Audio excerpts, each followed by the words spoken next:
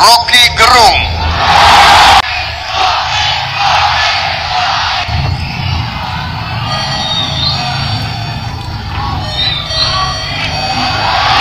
Timingnya pas banget ya.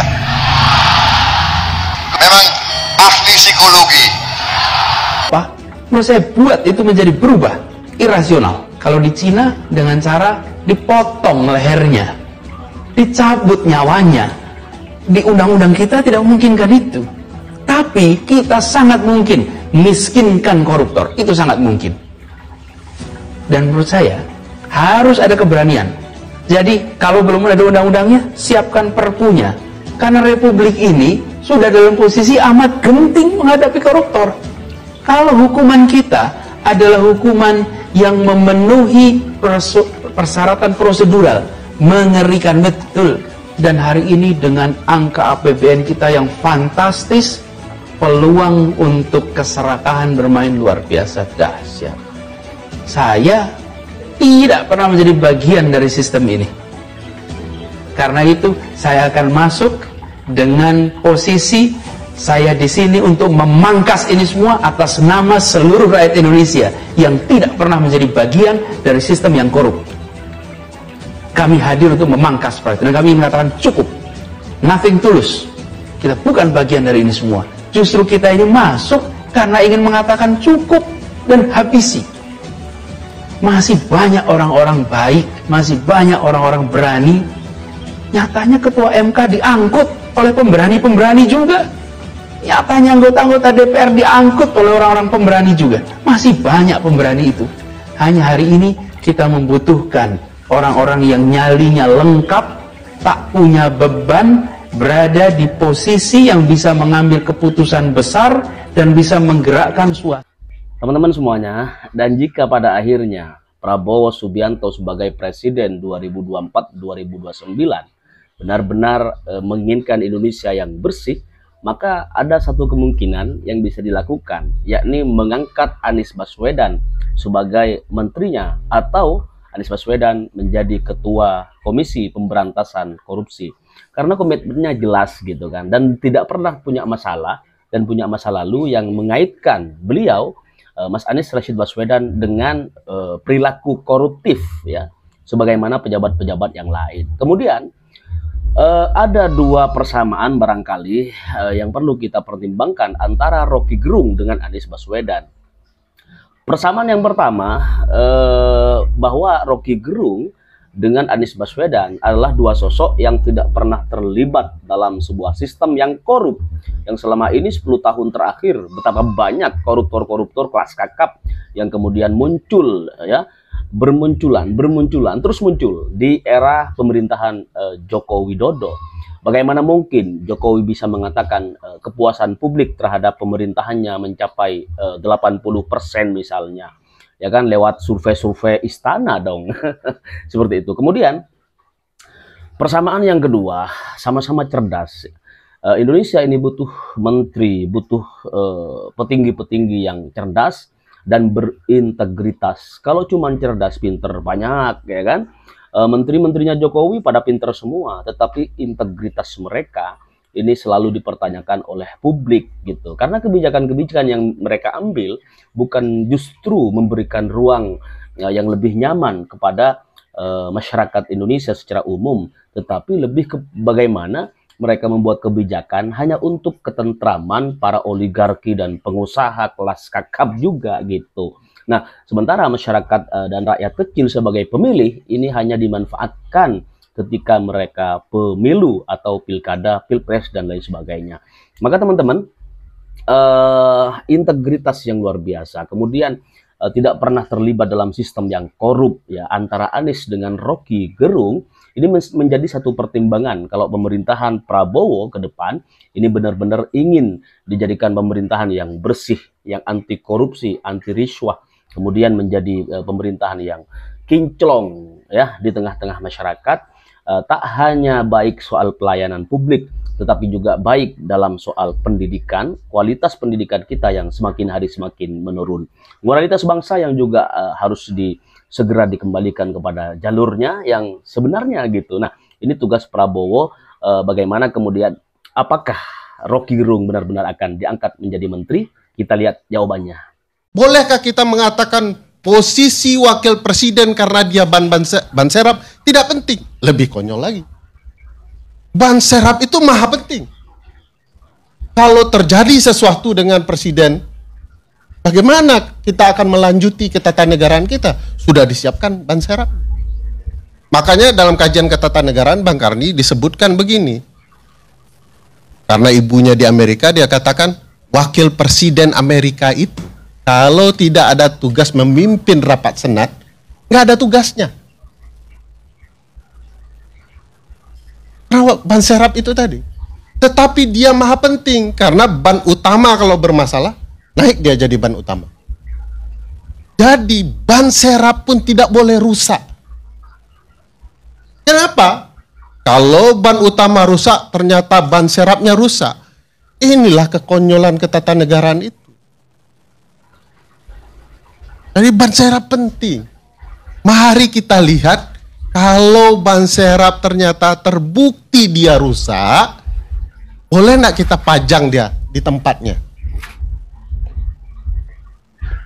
Lalu kita menjalankan proses bernegara. Saya mendengar ada beberapa sumber yang mengatakan bahwa Prabowo kecewa setelah mengetahui ini, dan Prabowo sempat marah atas temuan-temuan ini. Tetapi kan kemudian disebut-sebut pula oleh sumber itu bahwa Prabowo diberikan nasihat ini boleh jadi adalah upaya adu domba, misalnya ini adalah upaya untuk mengembalikan republik ini kepada fase-fase 10 tahun yang lalu terjadi pembelahan akibat cebong kampret dan seterusnya yang terus-menerus terjadi. Nah, baru setelah itu ada yang menyebut-nyebut katanya Prabowo berusaha untuk memaafkan. Meskipun belum tentu itu adalah punyanya Gibran. Nah, tetapi orang-orang di sekeliling Prabowo seperti kayak Sufmi Dasko mengatakan Prabowo nggak mikir itu, nggak mempersoalkan itu. Nah, boleh jadi benar, tetapi ada informasi yang mengatakan ketika Prabowo marah ya boleh jadi benar juga.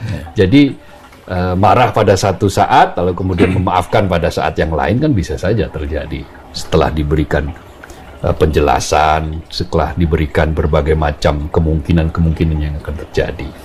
Nah, maka mestinya kalau itu sudah ditempuh ya lerem toh, istilahnya apa, adem kan. Tapi ini kan masih menggulung terus ini, menjadi semacam konsumsi yang terus-menerus terjadi. 2 pekan lebih ini masih terus berjalan kan, dan makin kesini makin ramai kan, karena satu persatu bukti itu kan terbongkar. Karena kan sebelumnya kan orang hanya fokus pada pernyataan misalnya mengatakan ada calon presiden yang keluarganya berantakan, anaknya menyimpang, nggak layak lah kita ucapkan di sini kan, menyimpang dan seterusnya, yang disebut menyimpang ya, dan beberapa stigma negatif lah yang menyatakan itu. Lalu ada celetukan yang menunjukkan bahwa ya ini orang yang tidak memiliki pengetahuan yang cukup, tidak memiliki proses internalisasi etik yang cukup untuk merespon sesuatu. Nah, jadi betul kata Mas Jaka tadi, akan sangat memprihatinkan kalau betul bahwa ini memang akun itu punyanya wakil presiden terpilih, dalam hal ini adalah Gibran Raka Buming Raka. Kalau memang betul itu terjadi, ya harus ada upaya sistematis untuk menasihati, untuk memberikan masukan-masukan kepada Gibran, untuk memberikan pelajaran-pelajaran kepada Gibran, misalnya kirim Rocky Gerung gitu kan, untuk menjadi mentornya Gibran. Ya, apa yang harus dilakukan untuk merespon? Tolong periksa yang bersangkutan dengan namanya brain CT scanner. Dengan brain CT scanning, kita bisa tahu otak seseorang itu mungkin bagian depan itu sudah ada yang berkurang karena porno. Dan banyak ini jejak digitalnya di porno itu banyak. Saya nggak tega untuk mengatakan di sini ada masuk ke X yang ada di misalnya Indonesia Timur gitu. Kemudian ada yang masuk Pornhub apa gitu, X24 apa, banyak banget ini gitu. Jadi seseorang yang sudah punya kecenderungan kayak gitu Itu saya kira berbahaya Bang Karni. Ya gitu, karena alat brain CT scanner itu bisa menentukan otak itu, kalau otak itu sering mikir porno Prof, itu mengkecil bagian depannya. Kebetulan dulu ayah saya almarhum itu profesor kesehatan jiwa. Ya gitu, jadi neurolog psikiater. Jadi saya dulu sering buatkan slide-slide-nya. Zaman dulu bikin slide-nya, kita dulu pakai transparansi itu, pakai rugos Bang Karni. Belum ada komputer. Jadi artinya itu clear, tapi sekali lagi secara teknis, ya kita sisakan sedikit lah. 99,9% itu adalah betul bahwa itu adalah wakil presiden terpilih. Kan banyak orang mengatakan, ini nggak bisa dilaporkan. Karena kan Undang-Undang ITE nomor 1 tahun 2024, itu revisi dari Undang-Undang nomor 19 nomor 16 tahun 2016 atau revisi dari Undang-Undang 11 tahun 2008, itu kan harus orang yang melapor. Iya Bang Karli. Kalau orangnya yang kemudian tersinggung itu lapor. Tapi ini ada pornografi. Gitu loh. Pornografi itu polisi bisa pakai formulir B, Bang Karli. Bisa gerak dia, nggak usah nunggu lagi. Pidana umum lah. Nah iya, jadi nggak perlu ada bukan delik aduan. Betul, bukan delik aduan, Bang Karli lebih ahli dari situ. Fufufata itu kalau menurut apa yang saya cari, itu adalah istilah yang muncul dalam komik-komik Jepang, anime, betul ya, yang memang itu ejekan gitu loh, ejekan atau hinaan, ya. Jadi itu memang Fufufafa. Memang sekarang banyak yang pakai Fufufafa itu untuk tahun 2015 itu yang bikin lagu Fufufafa, bukan yang terakhir ya. Tapi bukan itu, artinya Fufufafa itu ejekan. Dan ini maksud saya agak masuk Bang Karli. Kalau dengan orang yang suka baca komik. Kan katanya masa kecil dia nggak pernah diajarin di rumah baca literasi. Natsua itu, sahabat kita Mbak Nana kan wawancarai yang bersangkutan. Katanya sekeluarga tuh dididik dari kecil tuh hanya main PS sama baca komik. Ini kan gawat kalau masa lalu kayak gini. Ini sangat menarik ya, bahwa ada yang bermasalahkan. Intinya adalah begini,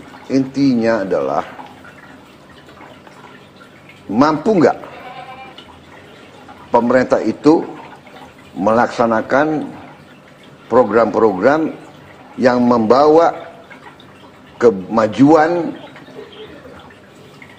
kepada bangsa dan negara, meningkatkan penghasilan rakyat, mengurangi ya penyakit-penyakit yang endemis, ya kan, menghilangkan kelaparan, menghilangkan kemiskinan. Mampu nggak? Kenapa dipersoalkan jumlah 34, 40? Saya udah siap Iya. nih. Saya udah tahu ini pasti ditanya. Apa ini itu ya, Pak? Coba Pak. Anda ini untuk perhatian aja. Timor Leste. Oke. Timor Leste itu jumlah penduduknya 1,3 juta orang.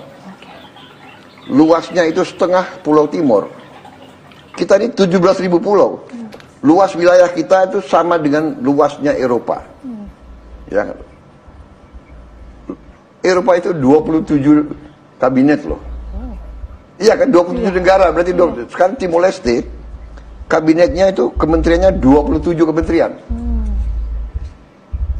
Jumlah penduduk 1,3 juta, kurang dari Kabupaten Bogor, kurang dari mungkin Kabupaten Sleman. 1,3 juta.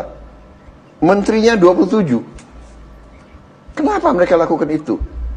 Mungkin pengalaman mereka, mungkin untuk stabilitas, mungkin dia punya beberapa suku, dia punya beberapa kelompok.